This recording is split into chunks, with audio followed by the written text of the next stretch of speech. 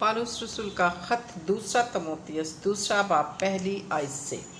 मसीह यस्सु का जानसार सिपाही, बस ए मेरे फर्जंद उस फजल से जो मसीह यस्सु में है मजबूत बन, और जो बातें तूने बहुत से गवाहों के सामने मुझसे सुनी हैं उनको ऐसे दयानतदार आदमियों के सपुर्द कर जो औरों को भी सिखाने के काबिल हूँ। मसीह यस्सु के अच्छे सिपाही की तरह मेरे साथ दुख उठा। कोई सिपाही जब लड़ाई को जाता है अपने आप को दुनिया के मामलों में नहीं फंसाता ताकि अपने भर्ती करने वालों को खुश करे। दंगल में मुकाबला करने वाले भी अगर उसने बाकायदा मुकाबला ना किया हो तो सेहरा नहीं पाता।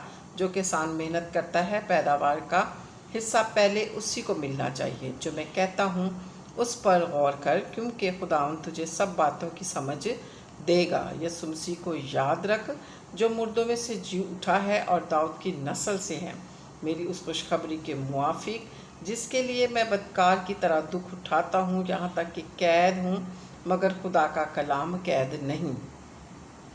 इसी सबब से मैं बरगज़ीदा लोगों की खातिर सब कुछ सहता हूँ, ताकि वो भी उस नजात को जो मसीह यस्सु में है अब्दुल जलाल समेत हासिल करें। ये बात सच है, जब हम उसके साथ मर गए तो उसके साथ जिएंगे भी। अगर हम दुख सहेंगे तो उसके साथ बादशाही भी करेंगे। तो अगर हम उसका इनकार करेंगे तो वो भी हमारा इनकार करेगा।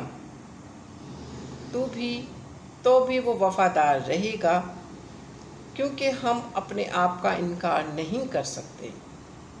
ये बातें उन्हें याद दिला और खुदावंद के सामने ताकीद करके लफ्ज़ी तकरार ना करें, जिससे कुछ हासिल नहीं बल्कि सुनने वाले बिगड़ जाते हैं।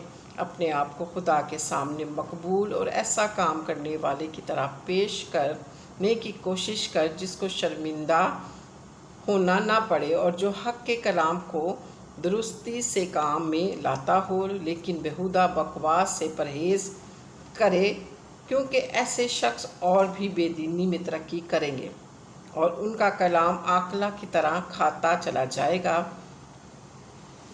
वो ये कहकर क़यामत हो चुकी है, हक़ से गुमराह हो गए हैं और बास का ईमान बिगाड़ते हैं, तो भी खुदा की मजबूत बुनियाद कायम रहती है और उस पर ये मोहर है कि खुदावंद अपनों को पहचानता है, और जो कोई खुदावंद का नाम लेता है नाराज़गी से बाज रहे।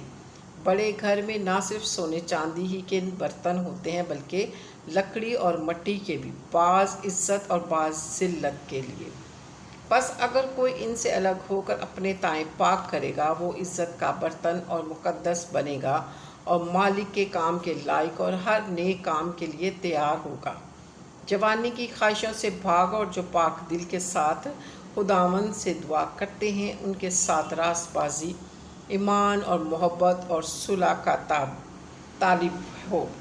लेकिन बेवकूफ़ी और नादानी की हुज्जतों से किनारा कर, क्योंकि तू जानता है उनसे झगड़ा पैदा होते हैं, और मुनासिब नहीं कि खुदावंद का बंदा झगड़ा करे, बल्कि सबके साथ नरमी करे और तालीम देने के लिए लायक और बुर्दबार हो, और मुखालफों को हलीमी से तादीब करे।